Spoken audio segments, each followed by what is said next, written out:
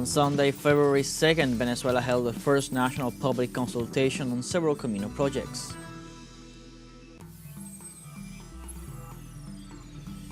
The scandal unleashed by the first investigations into the U.S. Agency for International Development, the USAID, could lead to its permanent closure. British media and Latin American far-right leaders among recipients of millions of dollars in aid.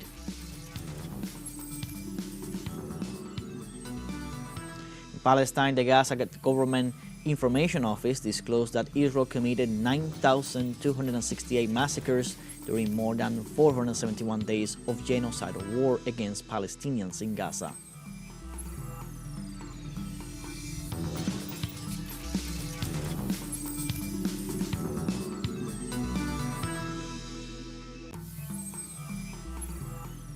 Hello, welcome to From the South. I'm Luis Alberto Matos from the teleSUR studios in Havana, Cuba.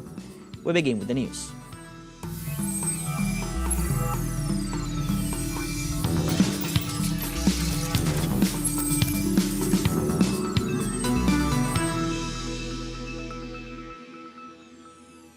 On Sunday, February 2nd, Venezuela held the first national public consultation on several communal projects. All Venezuelan citizens over 15 years of age were summoned to the polls to decide on more than 36,000 projects presented by 5,334 communes in the country. These projects propose solutions or initiatives in the areas of health, sports, education, roads, housing, and public services. The voting centers remain open until all the people exercise their right to vote. This is the first public consultation held this year, and it has had the highest participation compared to all previous ones, especially in the states of Zulia, Mérida, Caracas, Anzoátegui, Falcón, and Barinas.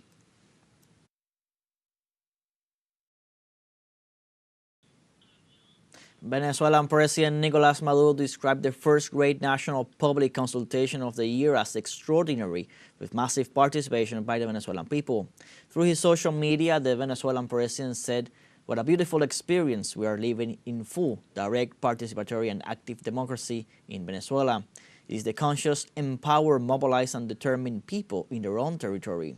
The first great national public consultation of 2025 has been extraordinary, with a massive participation of women, youth, grandparents, grandmothers, neighbors. Congratulations to the Venezuelan people."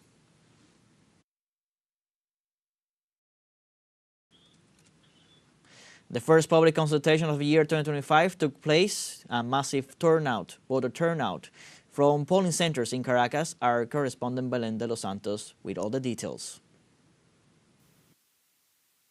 On Sunday, February 2nd, Venezuelans went to the polls to participate in the first national public consultation of 2025, in which over 5,300 communes and communal circuits chose which local development projects would receive funds to target the people's needs.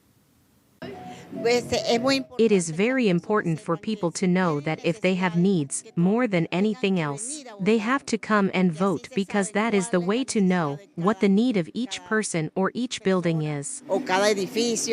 The over 36,000 proposed projects had been previously discussed in assemblies in which the neighbors debated on their most pressing issues and drew up possible solutions. One of the ideas that citizens highlighted was that this was the opportunity to take matters into their own hands. It is our way of being able to tackle the problems that we face in our territory, and well, we are the ones who know our problems, and we are the ones who are going to solve them. The key premise of the public consultation is that the people take charge of the decision-making within their territories, a power that no longer is reserved just for those in public office. That sense of direct involvement, together with the past experiences that have already left significant changes in the territories, have motivated many to come out and participate. This is our fourth election with the one for Justices of Peace. We have had 4 public consultations, and they have been very successful. People are already coming here without us reminding them. People are coming spontaneously to their polling center to exercise their vote. In this way, Venezuela begins 2025 with a clear mandate to strengthen its form of participative democracy. With 5 more public consultations scheduled for the year and a constitutional reform also on the table, Venezuela sets its future path with the promise to follow the people's mandate on the road to a communal state.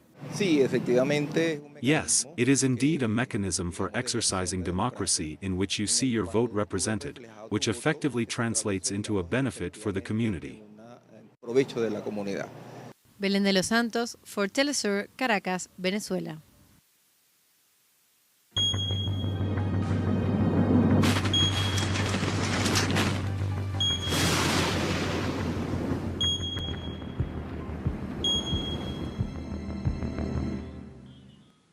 Flash floods in northeastern Australia have resulted in 1 fatality and forced the evacuation of over 2,100 residents so far as heavy rains continue to wreak havoc.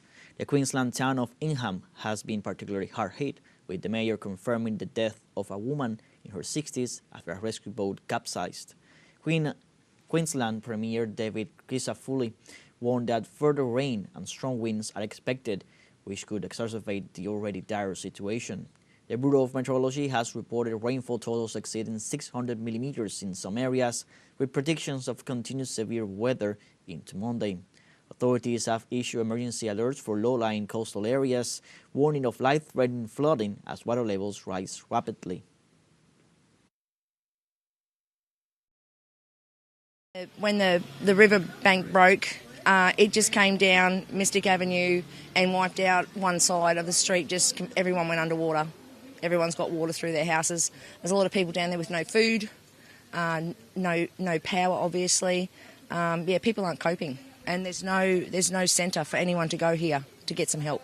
I definitely believe there's a change in Mother Nature because they're getting more severe, and this one especially is being spread out. But quite, when you look at Cairns right down to Bowen, mate, something to think about. We have our first short break coming up, but first remember you can join us on TikTok at teleSUR English, where you'll find news in different formats, news updates, and much more. We'll be right back. Stay with us.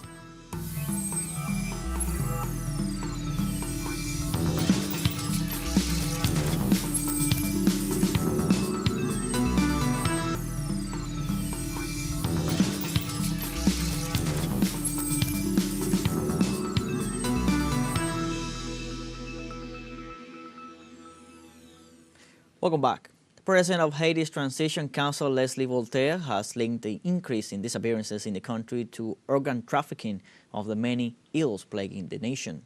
Recently, the security forces confirmed that several kidnapped farmers were still unaccounted for. The Haitian media emphasized that there are no ransom demands or anything similar.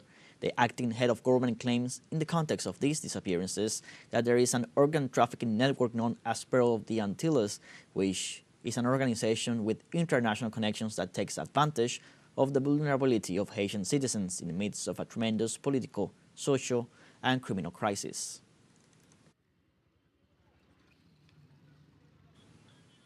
The scandal unleashed by the first investigations into the U.S. Agency for International Development, the USAID, could lead to its permanent closure. British media, Latin American far-right leaders are among the recipients of millions of dollars in aid. Elon Musk, head of the newly created Department of Government Efficiency, has already administratively dismissed several officials who tried to block access to sensitive documents. The first revelations confirmed the transfer of millions of dollars to alleged political leaders in Latin America to help migrants who are now being expelled by Washington in deplorable conditions. The British BBC network is also at the center of the controversy, having been found to have received funds from the U.S. agency, even though it is expressly forbidden to receive foreign funding.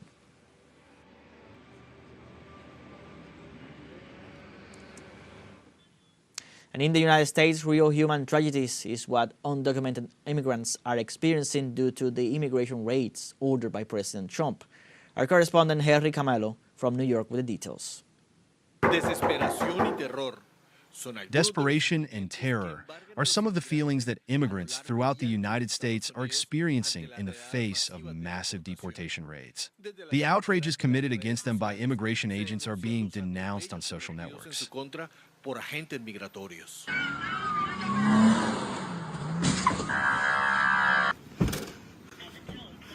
You got the wrong person. Get over there. Hey, can you back up a little? You can record, but you need to back up. The violence of the agents has reached such an extreme that they even break the windows of cars to arrest undocumented immigrants.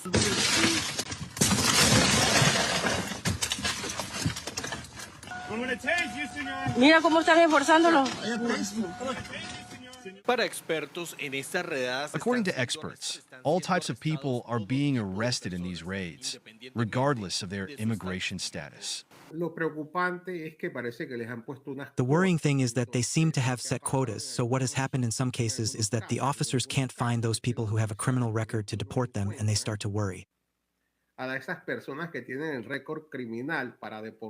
apparently think the day is going to go away, and they haven't deported enough people. So they have found other people who were not the people they were looking for, and they have taken them away. That's what we call collateral damage. So-called collateral damage is separating entire families. Mom, you are going to be fine. I am going to help you. I love you very much.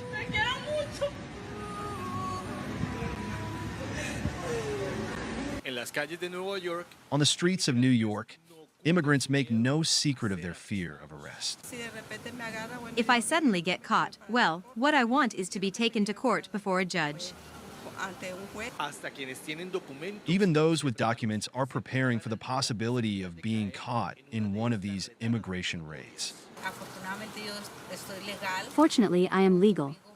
I have my ID with me, and on my cell phone I have my passport photo, my citizenship certificate. I can prove it. Immigration lawyers recommend the following actions to those who fall into these immigration raids. If you are approached by an agent, remain calm and courteous. Do not lie and do not show false documents. Remain silent. Ask to speak to an immigration attorney. Do not sign anything without first consulting with an attorney. You could be signing a voluntary order of deportation. We are on Roosevelt Avenue, one of the busiest and most commercial streets in Queens County in New York City, now almost empty after the announcement of the immigration raids.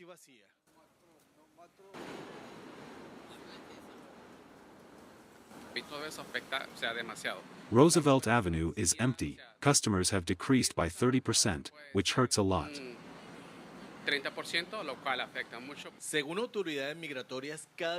According to immigration authorities, more than 1,000 undocumented immigrants are detained every day from coast to coast. Cities such as Chicago, New York, Seattle, Houston, and Miami have been the target of the first raids, and other large operations are expected in the coming weeks. teleSUR, Nueva York. In the United States as well, rescue operations continue after the mid-air collision between a U.S. Army Black Hawk helicopter and a passenger jet over Washington, D.C. on January 29th that claimed 67 lives. Rescuers have recovered dozens of victims from the icy Potomac River, with 55 identified so far. Crews are working to lift the plane's fuselage as human remains are sent to the medical examiner.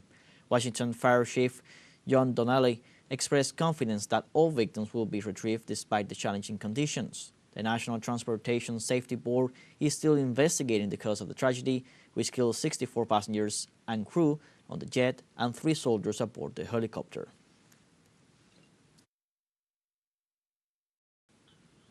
And South Africa joined the list of countries attacked by U.S. President Donald Trump on Sunday, who assured that he will suspend all future funding to the country. Without presenting further details or evidence, he assured that land is being confiscated in that nation and that certain classes of people are being treated very badly. South Africa is one of the member countries of the powerful BRICS bloc, an alliance that the new tenant of the White House has already harshly criticized and intimidated, as he has done with Mexico, Canada, and the European Union, with the imposition of tariffs that could even reach 100%. The Republican also assured that the serious facts that he accuses the African nation of are silenced by the extreme left-wing media.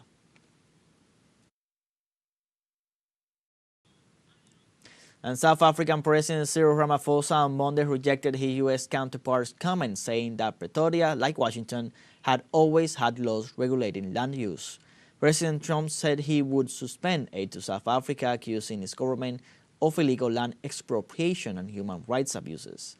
But the South African president reiterated that his country is a constitutional democracy rooted in justice and equality.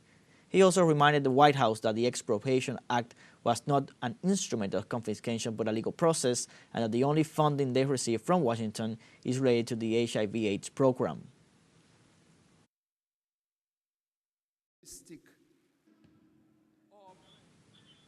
We now have a second short break coming up, but before we invite you to visit our YouTube channel at teleSUR English, there you'll be able to rewatch our interviews, top stories, special broadcastings, and more. Hit the subscribe button and activate the notification bell to stay up to date on the world's most recent events. Final short break, don't go away.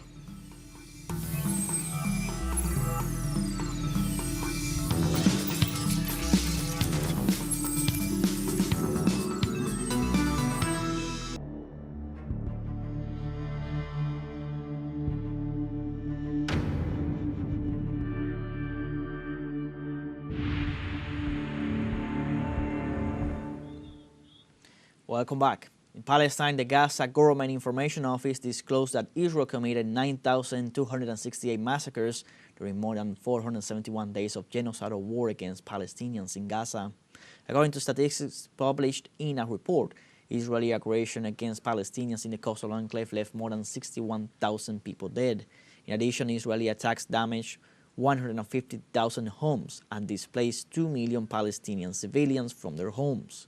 The report also noted that Israeli forces killed 1,155 health sector workers in Gaza, 205 journalists, and 194 members of civil defense teams since October 2023. Also, 34 hospitals were out of service due to attacks by the Israeli army.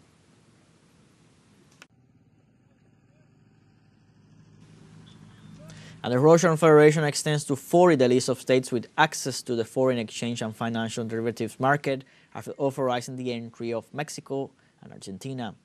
Until now, Brazil, Cuba, and Venezuela were the only Latin American countries authorized to participate in the Russian foreign exchange and financial derivatives market, which was established last September 2023. The government reported that the measure will make it possible to increase the efficiency of the mechanism of direct conversion of the national currencies of friendly and neutral countries, and the formation of direct ruble quotations to meet the demand of the Russian economy for payments in national currency.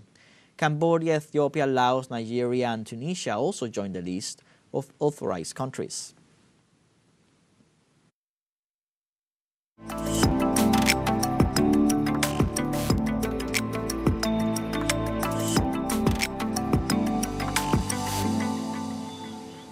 Paris hosted a special parade on Sunday celebrating the Year of the Snake with a burst of color and excitement. Thousands of spectators were able to appreciate the beauty of Chinese culture and its rich traditions. On Sunday, Paris and the Champs-Élysées celebrated the arrival of the Year of the Wooden Snake. On the occasion of the Lunar New Year, which is based on the lunar calendar, the Champs-Élysées celebrated again this year with an impressive parade to which everyone was invited to dress up in traditional Chinese costumes to follow the procession.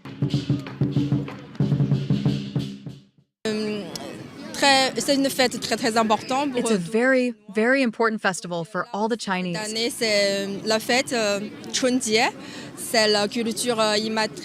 And this year, it's a celebration of intangible culture. We're really excited, and it's a way of showing off Chinese culture to the whole world.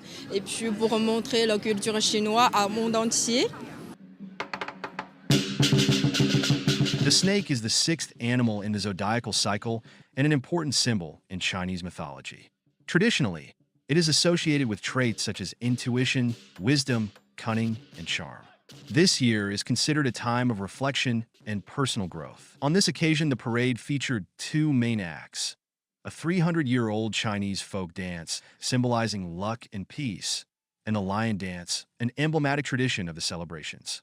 Both performed majestically by dance artists and martial artists.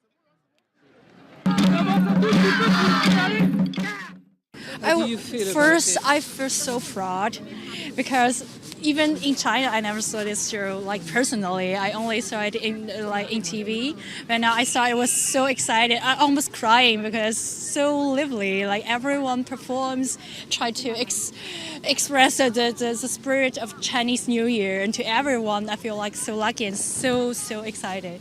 Yeah. In all, more than 300 dancers and actors brought the colorful show to life. This celebration on the Champs-Élysées is part of a series of events to mark the Chinese New Year in Paris.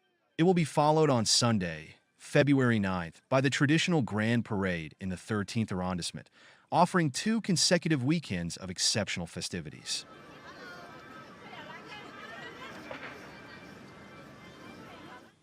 In Brazil, the Inhabe indigenous village inaugurated the first cinema in an Amazon indigenous territory. The Cine Aldeia project, led by indigenous filmmaker Thais Kokama and launched in 2019, has become a cultural hub for film screenings and workshops. The opening featured Kokama's documentary Trazos da Resistencia, or Traces of Resistance, along with 8 short films showcasing indigenous talent from across Brazil.